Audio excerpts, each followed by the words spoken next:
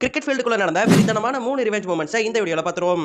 Number 1 2006 India vs south Africa மேட்ச்ல south African bowler Andre ஸ்ரீசாந்துக்கு ஒரு பால போட்டுட்டு அட்ரா இப்ப முடிஞ்ச அட்ரா முயல் தலையா அப்படின்னு சொல்லி கலாச்சிருப்பாரு. அதோட நிக்காம நான் சவுத் ஆப்பிரிக்காக்காக விளையாடுறவ, நீ தைரியம் இல்லாதவ, விர்ரா உன்னை அடுத்த பால் தூக்குற அப்படின்னு சொல்லிட்டு வார்னிங் கொடுத்துட்டு போயிருப்பாரு. ஆனா அடுத்த பால ஆண்ட்ரே போடும்போது ஸ்ரீசாந்த் அந்த பால 6 அனுப்பிட்டு பேட்டை சுத்தி ஒரு ரிவெஞ்ச் காமிச்சிருப்பாரு.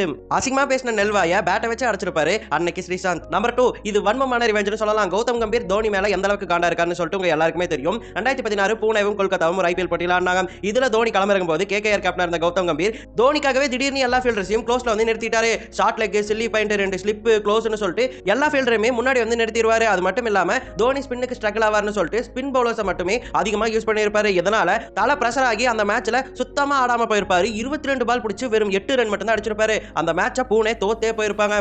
தோனி கோவத்துல கத்துறதோ அதை பார்த்து கம்பீர் சிரிக்கிறதெல்லாம் பார்க்கும்போது என்ன வன்மையா உனக்கு அப்படின்னு கேட்கற மாதிரி இருக்கும். நம்பர் 3 2021 ஆஸ்திரேலியா டூர்ல வேட் பேட்டிங் பண்ணிட்டு இருக்கும்போது அனுமா விகாரி ஷாட் லெக்கா பக்கத்துல நின்னுட்டு இருப்பாரு. அவர் பக்கத்துல நிக்கிறத தெரிஞ்சுக்கிட்டு வேட் வேணும்னே ஸ்வீப் ஷாட் அடிச்சு அனுமா விகாரி மேல பால் பண்ற மாதிரி பண்ணுவாரு. இத ஒரு தடவை இல்ல 2-3 தடவை அவர் பண்ணிருப்பாரு. இத பார்த்து காண்டான ரோஹித் சர்மா என்ன பண்ணிருப்பாருன்னா, ரோஹித் சர்மா பேட்டிங் பண்ணிட்டு இருக்கும்போது வேட் வந்துட்டு ஷாட் லெக்கா நின்றுப்பாரு. அதனால வேணும்னே ஒரு ஸ்வீப் ஷாட் அடிச்சு வேடுடைய மண்டை மேலேயே பால கொண்டு அடிச்சிருப்பாரு ரோஹித் சர்மா. தன்னுடைய டீம் மேல கை வச்சா என்ன நடக்கும் அப்படின்னு சொல்லிட்டு அன்னைக்கு ரோஹித் சர்மா காமிச்சிருந்திருப்பாரு.